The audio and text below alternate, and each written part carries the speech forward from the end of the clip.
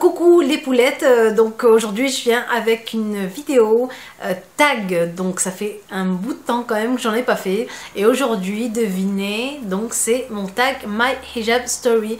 Donc beaucoup de filles m'ont posé la question quand est-ce que je ferai ce tag pour expliquer un peu les raisons pour lesquelles j'ai porté le voile et voilà, parler un peu de tout ça. Donc je commence le tag, il y a à peu près, je crois, une dizaine de questions, je pense. Donc je commence. Alors la question numéro 1, quel âge avais-tu lorsque tu as commencé à porter le hijab, donc le voile?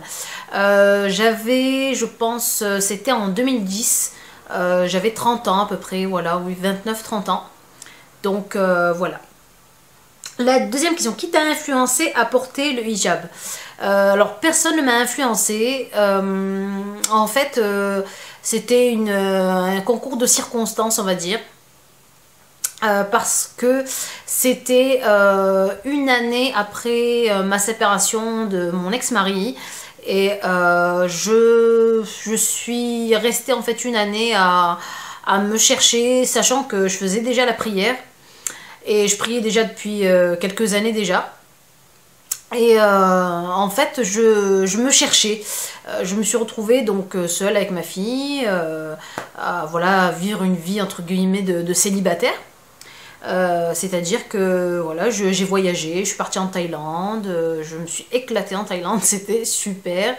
Je suis partie, voilà, je suis repartie cette année-là, je pense que je suis partie en Tunisie. Je sortais, donc franchement, voilà, mais à l'intérieur de moi, il y avait quand même cette question-là. Bon, je savais déjà depuis un certain moment, certain temps déjà, que je porterais le hijab un jour, ça c'était presque sûr. Donc je savais que je finirais ma vie avec le voile sur la tête, hein, donc voilà. Par contre, voilà, je suis restée quand même une année comme ça dans le flou, à pas savoir où j'allais. Et puis il y a eu en fait le ramadan de l'année 2010, je crois, donc vu que moi je me suis voilée au mois de juin 2010, donc je crois que c'est ce ramadan, avant ou après le ramadan, enfin en tout cas, je passais beaucoup de temps à lire le Coran, je lisais le Coran jusqu'à pas d'heure, donc franchement j'attendais même, je lisais même jusqu'à l'heure de l'Fajr, l'heure de la prière du matin, je lisais, je m'endormais pas, et je m'endormais qu'après la prière du matin, à lire le Coran, à me renseigner sur internet, à voir beaucoup de filles qui le portaient dans la rue, des jeunes filles de 20 ans, 21 ans, et à me voir moi à 30 ans, à me dire... qu'est-ce que je fais encore à pas le porter, quoi? Qu'est-ce qui m'en empêche surtout? Je me suis retrouvée en fait donc au chômage.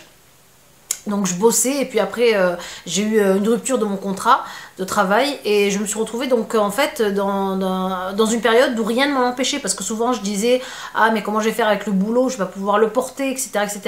Et je me suis retrouvée donc à me dire ben il n'y a rien qui m'en empêche, je bosse pas en ce moment, voilà, c'est vraiment ce qui m'a influencé, c'est vraiment un rapprochement, je me suis rapprochée de ma religion, et c'est ça qui a fait que ça m'a influencé pour le porter. Troisième question, comment le hijab a changé ta vie? Comment le voile a changé ta vie?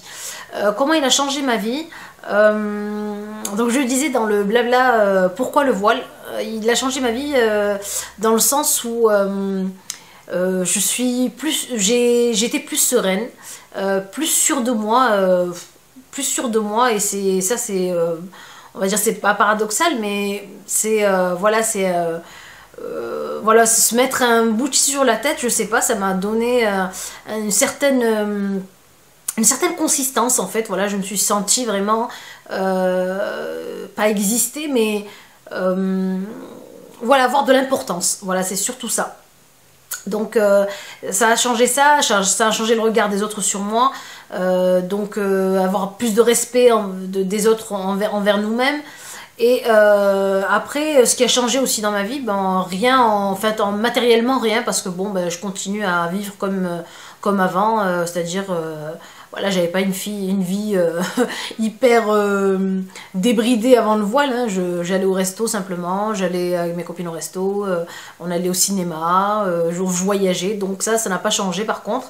Et sinon, ben voilà, sinon bien sûr des regards, des mauvais regards de certains, entre guillemets, certaines personnes qui ne supportent pas de voir une femme voilée, mais sinon voilà. Quatrième question, que représente le hijab pour toi? Que représente le voile pour pour toi. Donc pour moi, le voile représente donc une certaine marque de respect. C'est une marque d'adoration aussi donc envers notre Dieu, envers Allah. Et il représente donc la sagesse, la pudeur. Voilà, après, comme je disais, il y a de tout partout, c'est-à-dire qu'il y a certaines filles qui vont le porter, elles vont avoir sur elles, en fait, elles vont dégager de la sagesse et elles vont attirer le respect, et puis d'autres qu'ils portent, on va dire, entre guillemets, d'une autre manière et qui vont voilà, avoir juste le voile sur elles et qui n'ont peut-être pas fait la démarche de changer leur façon d'être. Voilà. Voilà, donc sinon pour moi ce qui représente, ça représente une femme libre, parce qu'en fait voilà, beaucoup de femmes, donc beaucoup de femmes le portent vraiment par libre choix. Donc ne pensez pas que toutes les femmes voilées le portent parce qu'elles ont été forcées par leur mari ou forcées par leur papa ou quoi que ce soit. Il y a beaucoup de filles qui se voilent voilà, par amour de leur religion, tout simplement. Donc 5e question, que fais-tu lorsque tu reçois des commentaires méchants? Ce que je fais, alors si je les reçois sur YouTube, donc avant j'y répondais, donc maintenant j'y réponds plus, je les supprime et je bannis carrément l'auteur du message. Si c'est à l'extérieur, j'en ai rarement eu des commentaires méchants à l'extérieur, c'est souvent, bon voilà, des regards, et encore c'est très rare, des regards, et bon ben voilà, si la personne vous regarde, vous n'allez pas lui dire, ben, qu'est-ce qu'il y a, pourquoi tu me regardes comme ça, c'est voilà, même si elle me disait un truc, voilà, moi je suis pas de tempérament à m'accrocher rapidement ou à me battre ou quoi que ce soit, je suis vraiment pacifique. Ouais, je répondrai du tac au tac avec une phrase qui tue, mais voilà, sinon, que répondre aux commentaires méchants, que répondre aux commentaires méchants? Rien, à part afficher un sourire à la... Ouais, franchement, j'en ai rien à faire de ce que tu me dis. Voilà, il n'y a que ça qui peut les arrêter. Ou souvent, il y a beaucoup de personnes qui pensent que parce qu'on porte le voile, on est analphabète, on ne sait pas lire, on ne sait pas écrire, on n'est pas intelligente, voilà, on n'a jamais ouvert un livre, alors qu'en fait on est né en France, on a grandi en France, on a été à l'école en France, on a été à la fac en France, et donc on est tout aussi intelligent qu'une personne qui n'a pas le voile sur la tête. Et donc moi je m'amuse vraiment, je me fais un plaisir, mais un plaisir de leur sortir des fois des phrases où il y a des mots des super mots français venus de jadis, comme on dit, pour leur montrer que voilà, c'est pas parce qu'on porte le voile qu'on n'est pas intelligente. En tout cas, je passe donc à la 6e question. Que préfères-tu dans le port du hijab? Que préfères-tu dans le port du voile? Ce que je préfère dans le port du voile, c'est-à-dire, je vois pas en fait la question, que préfères-tu dans le port du voile? Ce que je préfère, peut-être donc pouvoir m'amuser avec les couleurs, pouvoir m'amuser avec la façon de le porter, pouvoir alterner donc avec les vêtements, voilà, c'est ce que j'aime dans le voile. Et ce qui est bien aussi dans le voile, c'est que vous êtes très rarement embêté par les messieurs qui s'amusent à vous brancher à droite et à gauche, ou à vous héler, ou à vous siffler. Donc voilà, ça c'est vraiment un bon côté du voile. Ensuite, quel est ton accessoire préféré? Donc 7e question, quel est ton accessoire préféré? Mon accessoire préféré,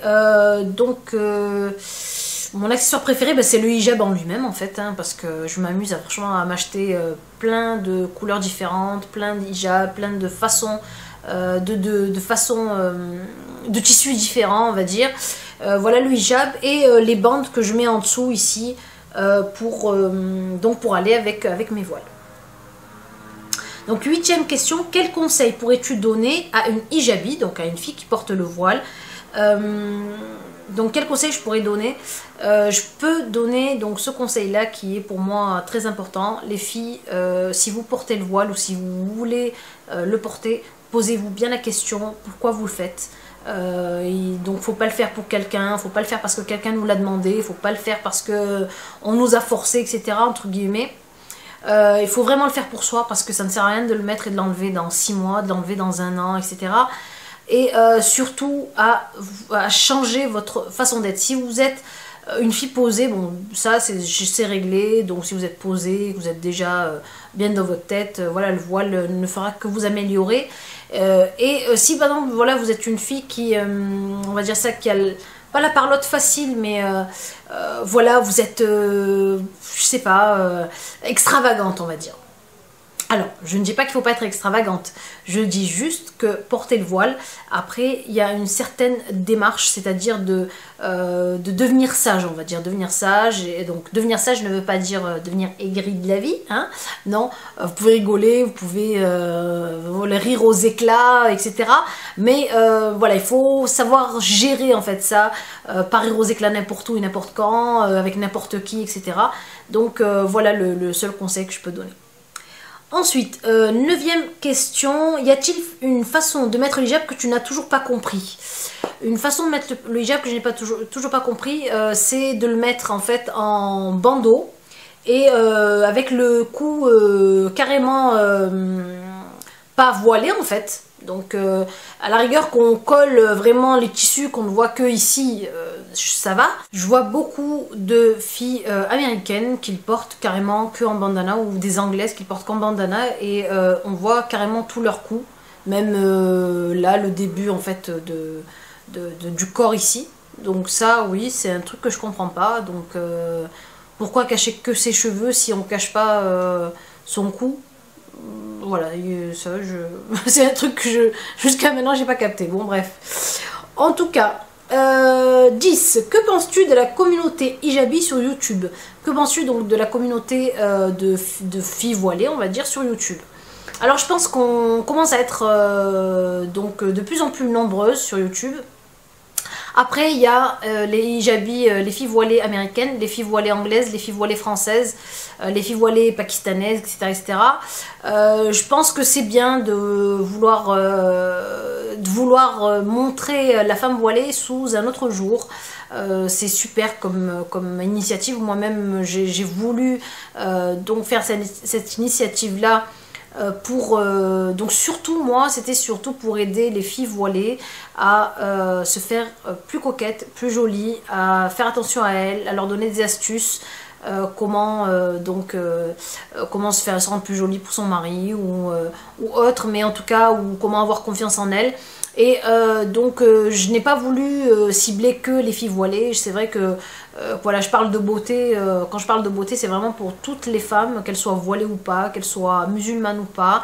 Et donc la communauté voilée, sur YouTube, je suis contente parce que beaucoup de filles ont des préjugés sur le voile. Beaucoup de personnes ont des préjugés sur le voile, et ça permet dans ce cas là, quand on fait des petites vidéos comme ça, blabla sur le voile, etc., ça permet de recentrer en fait, de recadrer un peu le port du voile, et de donner aux gens une autre façon de voir le voile, parce que souvent leur pensée est très fausse. Voilà. 11e question, quelle question revient le plus souvent? Pourquoi vous portez le voile? À quoi ça sert? Est-ce que t'as pas chaud quand arrive l'été, par exemple? Ça, c'est une question que j'ai eue au début. Je l'ai plus trop souvent maintenant, mais t'as pas trop chaud? Non, on n'a pas trop chaud. Bah écoutez, essayez, vous allez voir. Et puis en hiver, et du coup, ça nous tient hyper chaud. Voilà les questions qui reviennent le plus souvent. C'est tout, bah, le tag est terminé, mais ben, je pensais qu'il y avait encore d'autres questions, parce que j'ai repris les questions sur internet, parce qu'on m'avait dit oui, bah, va faire le tag, fais le tag My Hijabi Story. Donc voilà, je vous fais de très gros bisous avec mes donc et mes qui n'arrêtent pas. Je vous fais de gros bisous, je vous souhaite tout le bonheur du monde mes belles, et je vous fais de gros bisous et à la prochaine. Au revoir.